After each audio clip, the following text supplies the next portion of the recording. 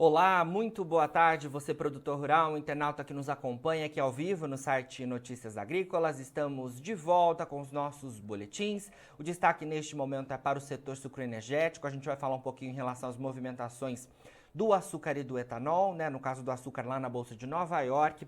E para a gente falar sobre esse cenário, né? O açúcar lá em Nova York, o açúcar bruto, né? Que perdeu o patamar dos 20 centos de dólar por libra-peso nestes últimos dias, né?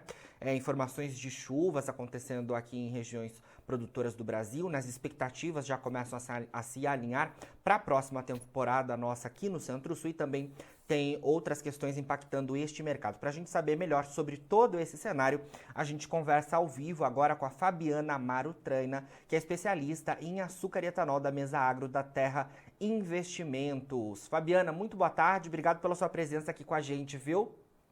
Olá, pessoal, boa tarde. Eu que agradeço. Eu que agradeço novamente o convite, é muito bom estar aqui.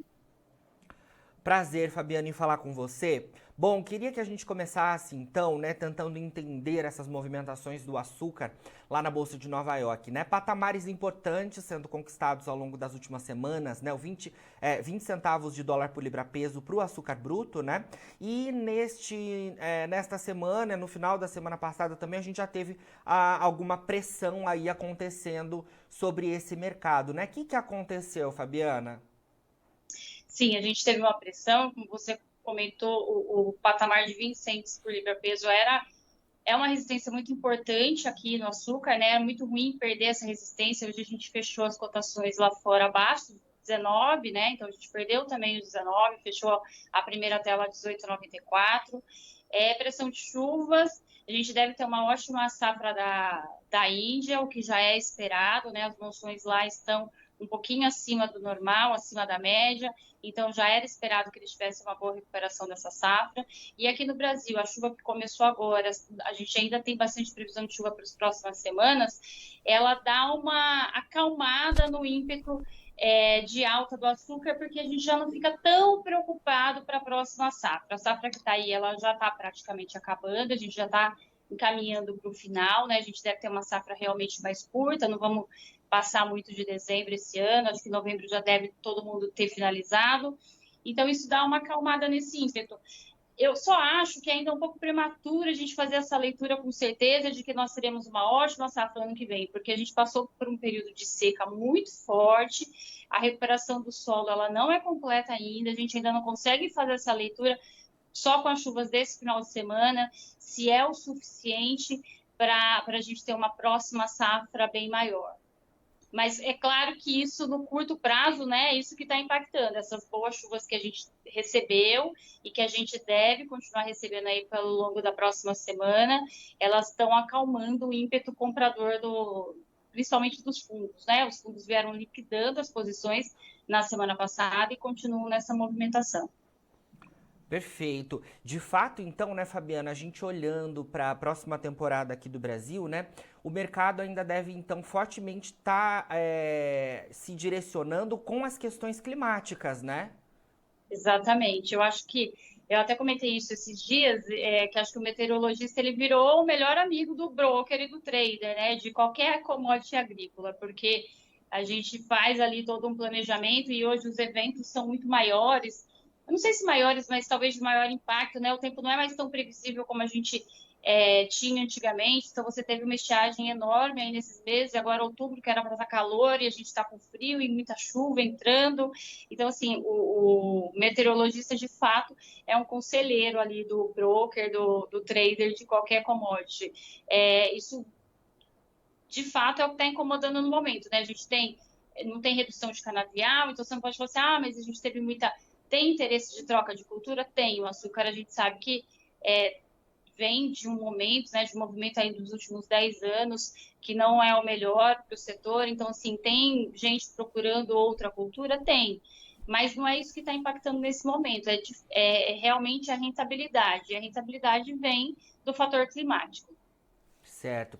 Fabiana, como você mencionou, né, a gente deve terminar essa safra 2021-22 aqui no Centro-Sul logo mais, né, inclusive um pouco antes do que em outros anos, né, por conta justamente dessas questões climáticas impactando essa safra, né, isso foi fortemente um ponto de atenção durante toda essa temporada, né, E queria saber se agora, então, de fato, o mercado, né, como a gente tem visto, ele deixa de olhar a safra 21-22, já precificou todo esse cenário de quebra e agora realmente passa a olhar para 22-23 e também para a safra da Ásia, principalmente com a Índia e Tailândia, é isso?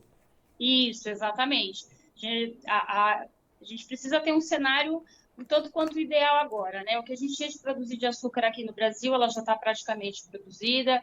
Agora a gente está vendo aí o índice de paridade entre o açúcar e etanol, que a gente passou a safra inteira com o açúcar bem acima desse índice, e agora esse índice já está bem encurtado, né? Então a gente pode ter agora, nesse final de safra, entre outubro e novembro, a gente pode ter um direcionamento maior para o etanol. Então, assim, o que a gente tinha que produzir de açúcar, basicamente, ele já está no mercado. Mas a gente precisa lembrar que os estoques mundiais de batata, a gente teve um déficit, né, global nesse ano, os estoques mundiais, muitos foi consumido esses últimos anos aí de pandemia. Estamos saindo desse movimento, a gente deve e acredita que as coisas retomando. Aqui no Brasil, ainda talvez a gente ainda esteja um pouco mais atrasado, em outros lugares já retomou quase 100%. Então, a gente pode ter um aquecimento desse consumo, né? Essa volta de consumo. E aí, se eu consumir meu estoque, eu preciso buscar. E a gente já está vendo isso nos portos. O frete marítimo subiu muito. Não tem muita dificuldade em encontrar navio, em encontrar container. Então, acho que a gente ainda tem um período de estresse. E aí, por que eu falo que a gente tem que encontrar uma situação ideal? Porque a safra da Índia não pode faltar. A Índia começa a produzir agora em outubro. E aí, agora, ela começando em outubro, ela tem que entrar direitinho, não pode ter nenhum impacto, tem que começar a entrar açúcar e a gente continuar abastecendo o mundo aí. Brasil e Índia andando de mão dadas agora. Até agora eu forneci, agora eu preciso que você entre para continuar o fornecimento de açúcar no mundo. Com certeza. Bom, Fabiana, queria saber então um pouquinho também sobre o mercado interno. O que a gente tem de informações em relação às negociações, né, de açúcar e também de etanol. Primeiro, no caso do açúcar, né, a gente já tem um comprometimento para a safra 21-22 praticamente finalizado por parte das usinas. Como é que está a movimentação também para o próximo ano? A gente já, as usinas no geral, elas já trabalham com contratos de longo prazo, né? Então, se a gente tem um mercado interno de açúcar no Brasil bastante importante, bastante robusto também, né? Sem grandes quedas aí mesmo nesse período de pandemia, lógico que, né, que deu uma arrefecida, mas sem grandes quedas. De fato, as usinas elas já entram um ano já com seus compromissos, elas precisam, então, já tem ali, vou fazer quanto eu quero de açúcar etanol? Não, eu já tenho o meu compromisso, isso já está acertado. Eu acho que, assim, a nível de rede mundial, as usinas já devem ter feito pelo menos aí uns 35% ou 40% da produção redeada para a próxima safra, né, comercializada e redeado, que acho que é bastante importante, principalmente nesses picos de mercado que a gente teve aí. Só para a gente complementar também, hoje a gente viu aí o mercado de açúcar em Nova York perdendo os 19, mas a gente viu o dólar a 5,56 também, né, batendo até acima disso. Então, isso acaba compensando aí para o exportador brasileiro. Certo. E no caso do etanol, né? A gente que tem acompanhado muito nesta safra 2021-22, né? Um foco bastante direcionado para o açúcar e no caso do etanol, para o etanol anidro, né? Que era um cenário que a gente não via, né? O etanol anidro sendo favorecido justamente por conta da gasolina muito demandada, né? Porque o etanol hidratado acabou perdendo a competitividade. A gente tem visto ao longo já de algumas semanas o etanol hidratado perdendo essa competitividade para a gasolina aqui para os consumidores aqui do Brasil. Como é que a gente vê esse cenário neste momento no caso do etanol anidro? Se na próxima safra a gente deve ter alguma modificação também nesse cenário? Como é que vocês aí da Terra veem esses movimentos? Olha, eu acho que é de vital importância que o setor não perca o percentual de mistura na gasolina. Eu acho que seria Certo. muito ruim se a gente tivesse esse movimento e não conseguisse de fato abastecer. Eu acho que está todo mundo olhando para isso, eu não acho que a gente deva ter quedas. Eu acho que realmente é o primeiro ano, pelo menos que eu me lembro, desde que a gente entrou nessa era flex, que a gente não teve competitividade para o etanol no meio da safra, no período que a gente esperava, né, que sempre foi esperado ali todo mundo abastecer com etanol. Se você fizesse a conta, o pessoal já estava abastecendo com gasolina há bastante tempo. E acho que, ok, isso é normal, a gente teve uma safra menor, o açúcar está produzindo melhor e a gente tem a gasolina aqui. Mas é claro que quando eu não abasteço com etanol e eu só abasteço com gasolina e eu tenho a frota voltando para as ruas e eu tenho um percentual grande ali, eu vou demandar muito mais, né? Porque eu não estou deixando de consumir combustível, eu só estou mudando a forma e eu preciso abastecer essa fórmula também.